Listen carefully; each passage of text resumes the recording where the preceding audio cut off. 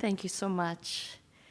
I've only felt this way 2 times in my life.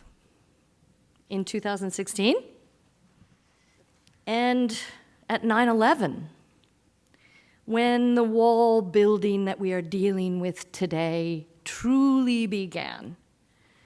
I spent much of the day, in fact, with the curtains drawn, staring at the ceiling of my hotel room. But in the words of my Irish ancestors, the darkest hour of all is the hour before dawn. The fact of the matter is we cannot afford the luxury of despair. So we must feel angry because it is precisely our collective anger that we must harness to give us the courage now required of us to tumble over or tunnel under or tear down and otherwise stand up to the walls of hate and fear erected by Trump and co. in order to divide us. In 1989, when the Berlin Wall came down, those of you who are of my generation remember that as a moment of hope. We thought the Cold War was over. We thought we were moving toward a kinder, more inclusive, more peaceful society. But we were wrong. We live today in a security-obsessed world defined by the border industrial complex. It is the offspring of the Cold War era military-industrial complex, where our 20th century commitments to every human's fundamental rights to safety, dignity, and protection from persecution under the laws defined by asylum no longer seem to apply.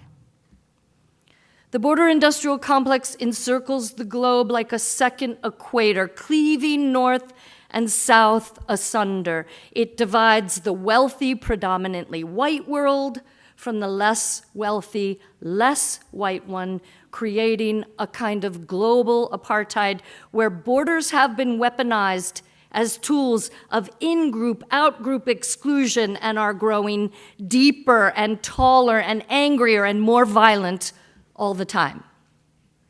Now here's where I admit that I did not fully perceive the extent of the cruelty of the border industrial complex until 6 years ago, in June 2018, when I heard, and I'm sure you did too, the cries of 6-year-old Alison Jimena Valencia Madrid, which were shot round the world.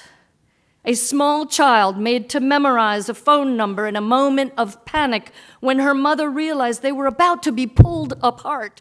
A 6-year-old made to grow up all too fast, begging a border official to please call her auntie, reciting a phone number over and over and over again through veils of tears while other children sobbed in the background. That muffled 8-minute recording was taken, we think, from the pocket of a whistleblower inside the Ursula Processing Center in McAllen, Texas. I put processing in quotes because let's face it, whether you call it a processing center or a detention center, these are facilities where people are put in cages. These are facilities themselves encased in coils and coils of razor wire. They are prisons where the flag of the so-called exemplar of freedom and beacon of hope flies above these coiled weapons that were made specifically to shred human flesh.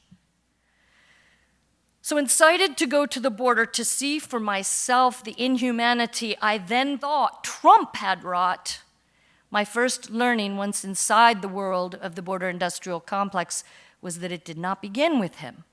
He and his acolytes had merely been enabled by many presidential administrations before them to simply crank the cruelty to 11. But the cruelty was not theirs alone.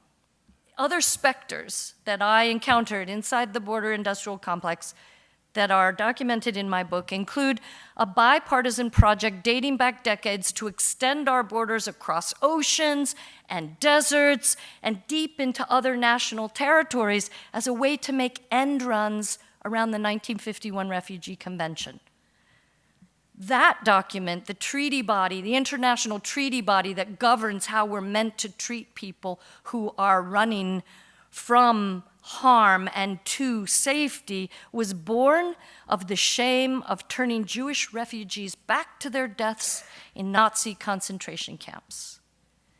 It was written into US law in the 1980 Refugee Act, which was negotiated by Jimmy Carter, and by the time Reagan and Bush, their administration began, they were already flouting what should today be recognized as the law of the land.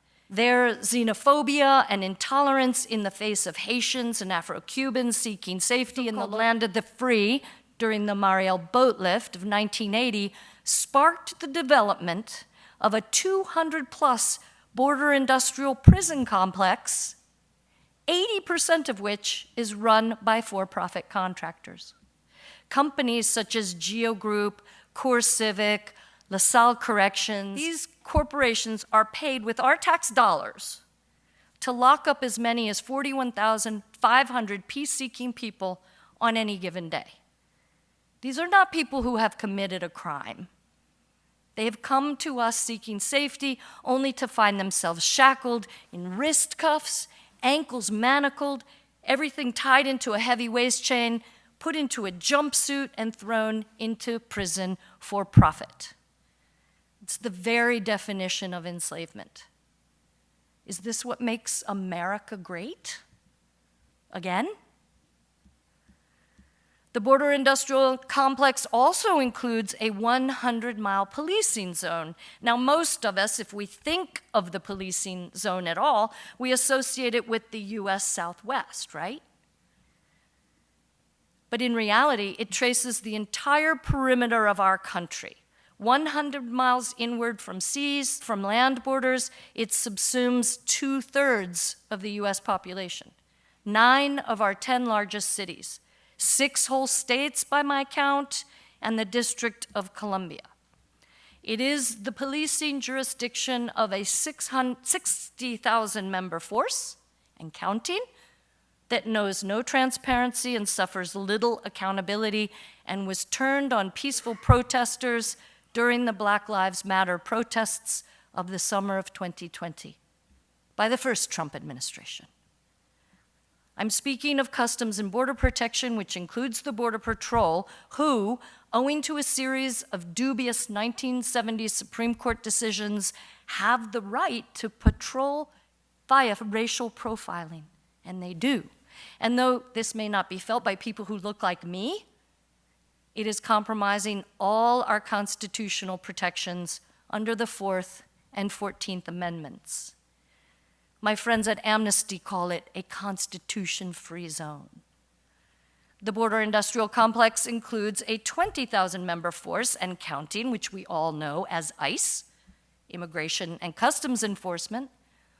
20,000 doesn't sound like a whole lot to police the entire interior of the United States, but they work in collaboration with local police forces, thanks to agreements dating to 1952 and then upheld in 1996 under the Clinton administration that allow ICE to deputize cops to do its job for them.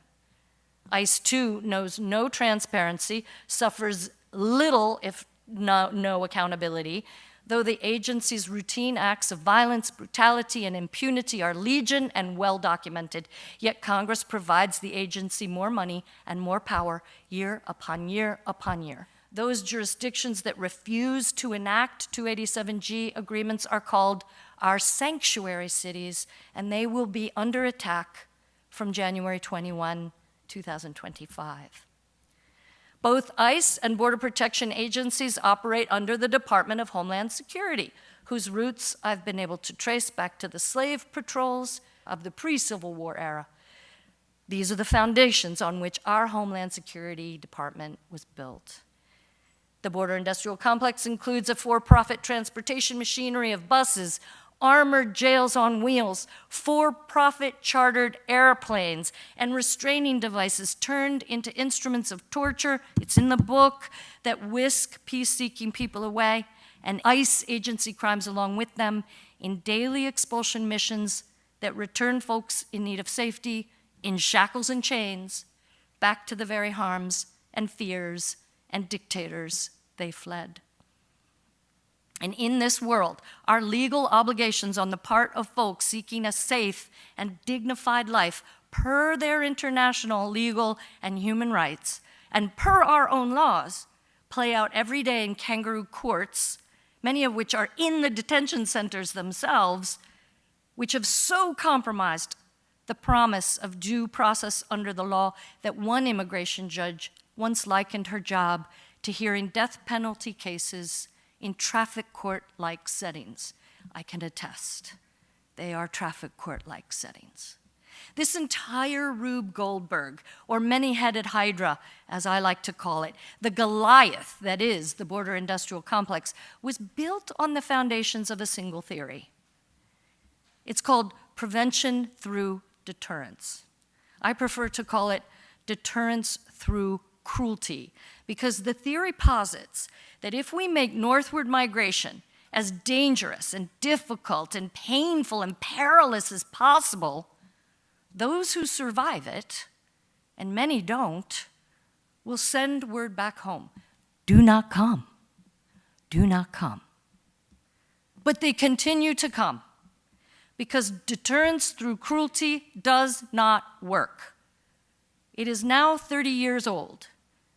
Unleashed on October 1st, 1994, 9 months after the North American Free Trade Agreement, or NAFTA, opened the borders to the free and unfettered movement of goods and money.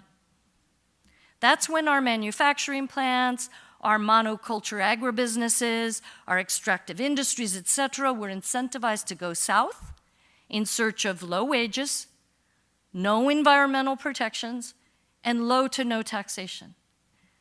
And that is also when the State Department realized, and it is documented, that this would cause human displacement and drive northward migration. So 9 months after NAFTA, prevention through deterrence was unleashed through a military-styled intervention called Operation Gatekeeper, which continued the process of sealing the southern border to people, a process that began 100 years ago in 1924 when the Border Patrol was first established. So all this talk about Biden's open borders, bunk. All deterrence through cruelty has ever done is exact tremendous human misery and harm. It is an abject failure. Why? Because for as long as there have been people on the planet, we have moved. It's part of our human story. We move away from harm, horror, hunger. We move toward better. Recall your family's migration story. Unless you hail from Native American roots or were an African American whose ancestors were brought here in chains across the Middle Passage, we are all immigrants. Todos somos migrantes, including Trump, Trump's wife, his immigration czar, who was himself a product of refugees fleeing hate crimes in Eastern Europe, and so was his eccentrically dangerous campaign backer. We move, like Elon Musk, toward opportunity. Now, I know this all sounds dire, and it is, but we built it so we can unbuild it too. And in this world, I also found a lot of hope. I found hope in the 100 or so mentors and guides and story collaborators you will meet in the pages of my book. I found hope in the myriad ordinary folks, people like you and me, all across the line and in fact all over the United States, who express extraordinary acts of daily kindness in the face of what is truly a manufactured crisis, a crisis created for the cameras to whip up a moral panic in order to distract us from the real problems facing our nation and the world today. An illusion that just carried a racist, convicted felon and rapist back into the halls of power. In fact, I conclude that the real crisis at our southern border today is not the numbers of people coming forward. The real crisis is the hardening of the human heart. The real crisis is the hardship and suffering caused by our walls, whether physical, legal, militaristic, or bureaucratic, Such walls are to blame for the now global market in human trafficking, a market that has metastasized into a vast global network of transnational criminal organizations who prey upon the world's most vulnerable people, routinely trapped in some of the most dangerous places on earth by US immigration policies and practices. I'm talking about northern Mexico, the waiting room to the US. My book, should you read it, and I hope you will, seeks to humanize today's seemingly intractable immigration debate through the transformative power of storytelling. The lived experience of global migration in the 21st century, as expressed not only by the mothers and fathers, sisters and brothers, grandparents and children caught under the cruel knee of the system, but by those first responders who show us every day that there is a better way, that we can welcome newcomers with dignity, and that we'd be a much better nation for it. We are among tens of thousands of others moved by our anger to sing louder and more courageously all the time that the 21st century shift to a security-first paradigm has obliterated the 20th century promise of civil rights and civil liberties as a human birthright. Tonight's event, happening in the dreadful aftermath of the most consequential presidential election in US history, is our effort to expose the stakes faced by folks on the move today, to paint the picture of what we are all up against, and to call you to action to safeguard humanity's fundamental right to have rights. It is our invitation to you to join the choir if you haven't already, because the borderlands are everywhere. They're not just in the Southwest. The militarization of our borderlands did not begin with 9/11, nor is the system broken, as pundits and politicians would have us believe. As we saw last night, the system is working just fine for the demagogues and profiteers who benefit from it, which is why we've seen no human-centered reform to the system in almost 4 decades. We are all in this together. We are all human beings. As they say at the southern border, you are the other me. Thank you very much.